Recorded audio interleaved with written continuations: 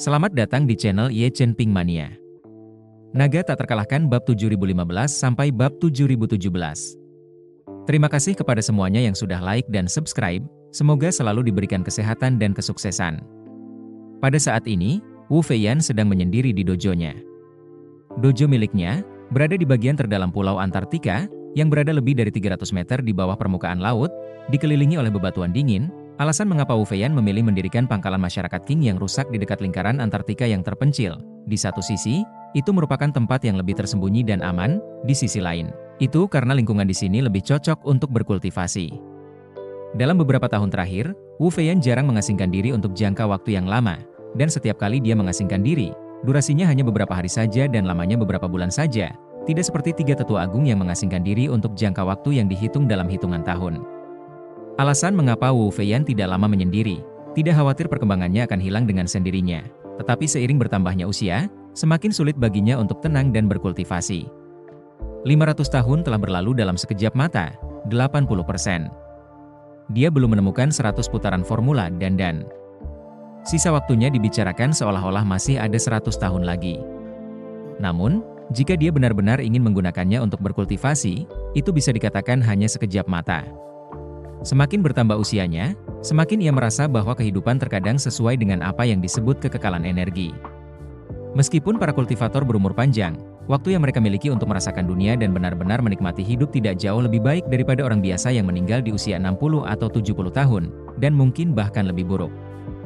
Dalam 400 tahun terakhir, dia telah menghabiskan sedikitnya 300 tahun berkultivasi, dan sisa waktunya telah digunakan untuk menemukan Lin Wan Er atau untuk mengembangkan Broken Clearness Society, dan waktu yang dihabiskannya untuk menikmati hidupnya hampir tidak ada.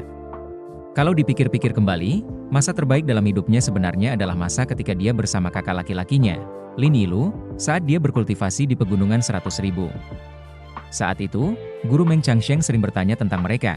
Biasanya setelah beberapa hari menyendiri, beliau akan meluangkan waktu setengah jam untuk memeriksa kemajuan mereka dan memberi mereka beberapa petunjuk sekilas. Lalu setelah itu beliau tidak akan keluar dari menyendiri selama beberapa hari lagi. Oleh karena itu, selama kurun waktu itu, dunia mereka berdua hampir seperti dunia dua orang. Wu Feiyan sangat menikmati perasaan bahwa dunia luar itu kacau, namun dia bisa berada di sudut bersama kekasihnya, itu akan melipat gandakan kebahagiaannya. Selain itu, pengalaman kultivasi juga memberinya antisipasi dan kegembiraan besar, yang sama saja dengan menumpuk buff kuat lainnya pada kebahagiaan. Hanya saja, perasaan luar biasa dan dahsyat itu hancur total saat dia menikam Lin Yulu dengan pedangnya. Dan semenjak itu, kehidupan pun kehilangan kebahagiaannya, dan yang tertinggal hanyalah hasrat yang menyimpang. Pada saat ini, dia sedang menyendiri di Wu Feiyan, tidak memusatkan pikirannya pada kultivasi, tetapi ingin menenangkan diri di sini, memikirkan rencana kehidupan selanjutnya. 400 tahun telah berlalu, dia tahu betul di dalam hatinya, dia telah melangkah ke senja hidupnya. Awalnya dia masih berharap bisa mendapatkan pil 100 putaran 1000 pengembalian, dan memperbarui 500 tahun berikutnya, tetapi setelah perjalanan terakhirnya ke Gunung 100.000 Agung, dia telah menyadari bahwa gurunya Meng Changsheng belum benar-benar meninggal, dan semua hal yang telah dia kejar selama ratusan tahun ini kemungkinan besar hanyalah langkah kecil dalam permainan catur besar yang ditetapkan oleh gurunya. Dengan cara ini, harapan untuk memperbarui selama 500 tahun lagi menjadi semakin jauh. Dia sama sekali tidak dapat memahami tipu muslihat apa yang dilakukan tuannya ketika dia berhibernasi di pegunungan 100.000 besar selama 400 tahun. Saat dia memeras otaknya dan tidak dapat menemukan jawabannya, dia merasakan dalam akal sehatnya bahwa ada seseorang yang sedang mendekat di atas dojo yang kedalamannya beberapa ratus meter, dan orang yang datang itu adalah Wu Tianlin. Wu Tianlin tiba di puncak dojo, di sana terdapat pintu batu tebal. Memasuki pintu batu dianggap sebagai rintangan pertama menuju dojo Wu Feiyan. Di balik pintu batu tersebut, terdapat formasi perlindungan Wu Feiyan, lalu ada sumur vertikal sedalam 200 meter. Di dasar sumur vertikal tersebut, terdapat pintu batu lainnya. Di balik pintu batu ini, Wu Feiyan tengah menyendiri dan berlatih. Wu Tianlin berhenti di depan pintu batu pertama di atas dan dengan hormat berkata melalui pintu batu, "Tuan Ying, aku memiliki sesuatu yang penting untuk dilaporkan." Wu Feiyan mengernyit sebentar, lalu bangkit berdiri dan berjalan keluar dari dojo. Pintu batu tebal di bawahnya dengan mudah terdorong terbuka oleh aura, lalu dia berdiri di dasar sumur, dan dengan satu gerakan pikirannya, sosoknya dengan cepat terangkat ke udara, dan dalam sekejap mata, dia sudah berada di atas pintu masuk sumur. Segera setelah itu, pintu batu di atas didorong terbuka ke kedua sisi, Wu Feiyan melangkah keluar, menatap Wu Tianlin yang berkeringat dingin, dan bertanya dengan suara dingin, "Ya, apa yang terjadi?" Wu Tianlin memusatkan pikirannya dan berbicara dengan nada yang agak berat, "Tuan Ying, Shutong melaporkan, sesuatu terjadi pada kompleks prajurit Maroko yang tewas. Semuanya hancur." Wu Fei yang terkejut, "Maroko?" Wu Tianlin mengangguk, "Ya, itu memang Maroko. Aku sudah melihat videonya. Penduduknya sudah hancur total." Wu Feiyan berkata dengan marah, "Ya, pasti orang itu lagi. Dia tidak pergi ke Nigeria?" "Tidak."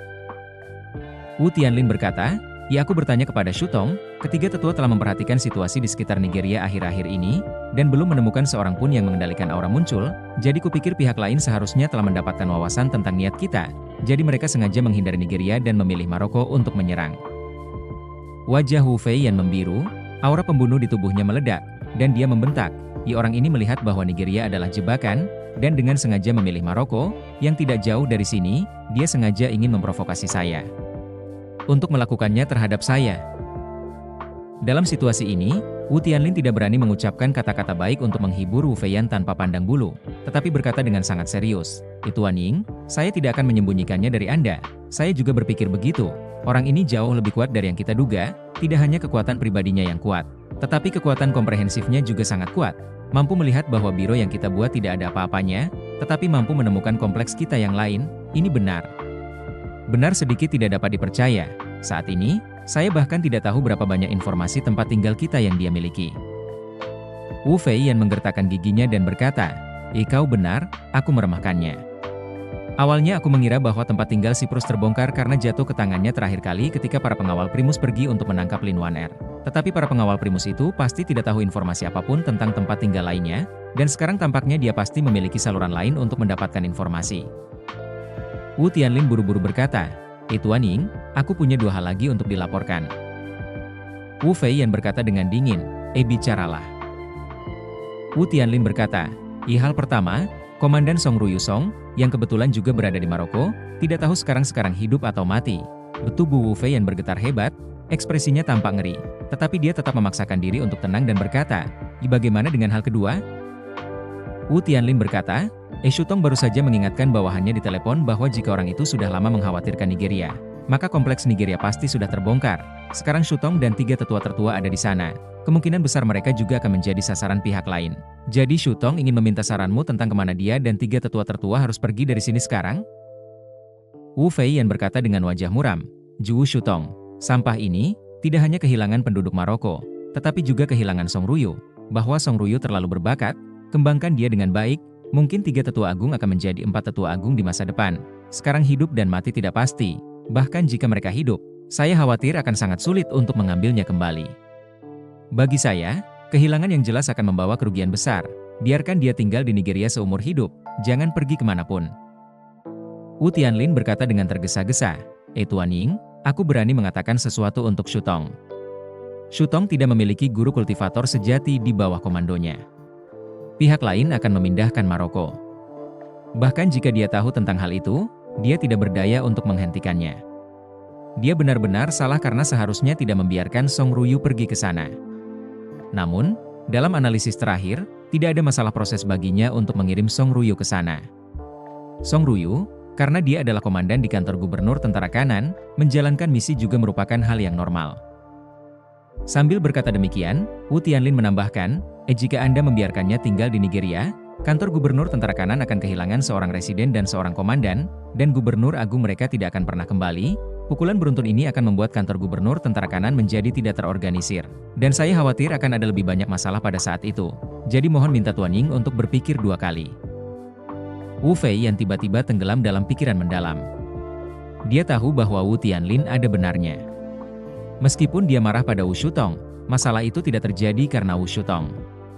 Prioritasnya sekarang adalah bagaimana menarik orang-orang dari Nigeria. Ketiga tetua tidak bisa terus-terusan berada di luar. Namun, jika keberadaan mereka terungkap, mereka pasti akan menghadapi bahaya besar di masa mendatang. Berpikir tentang ini, dia berkata dengan dingin, "Disampaikan perintahku. Karena Nigeria telah terekspos, kirim pengawal Primus Nigeria ke Maroko, Kompleks Maroko berada di pedalaman, tidak dekat dengan garis pantai. Lebih dari 10.000 orang ingin mengungsi tidak mungkin semudah itu, biarkan mereka pergi ke karpet untuk mencari Maroko. Menggali tanah untuk menemukan petunjuk mereka. Wu Tianlin segera berkata, baik, Tuan Ying, aku akan segera pergi dan memberitahu. Wu Feiyan menambahkan, juga, kirimkan pesan kepada 3 tetua agung untuk segera meninggalkan Nigeria, tetapi ingatlah untuk tidak naik pesawat langsung kembali ke Argentina. Yang terbaik adalah pergi melalui jalur darat ke negara-negara tetangga terlebih dahulu, kemudian berputar beberapa kali untuk kembali ke arah yang berbeda, dan peringatkan mereka untuk selalu waspada, dan tidak diikuti oleh siapapun. Baik Tuan, bawahan mengerti. Wu Feiyan melanjutkan, sedangkan untuk Wu Shutong, suruh 3 tetua agung untuk memotong tangan kirinya untukku sebagai peringatan kepada yang lain, lalu suruh dia untuk segera memindahkan kediaman gubernur tentara kanan, dan jangan biarkan siapapun mengikuti jejak mereka. Bersambung.